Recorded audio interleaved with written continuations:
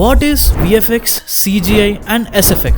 What's the difference between them and why it matters? First CGI అంటే ఏంటో చూద్దాం. Simple form లో దీన్ని కంప్యూటర్ జనరేటెడ్ ఇమేజరీ అంటారు. అంటే ఏదైనా full and full computer through generate చేస్తే దాన్ని CGI అని అంటారు. చాలా 3D and animation movies like lion king, ice age, soul, frozen kind of movies అన్ని కూడా CGI తో తీసినవే. నెక్స్ట్ VFX అంటే ఏంటో చూద్దాం. రియల్ గా గ్రీన్ మ్యాట్ యూస్ చేసి రియల్ లైఫ్ అండ్ CGI ని కంబైన్ చేస్తే దాన్నే VFX అంటారు. ఎగ్జాంపుల్ కి మార్వెల్ అండ్ DC ఫిలిమ్స్ లో మొత్తం VFX అండ్ CGI ని యూస్ చేసి తీశారు.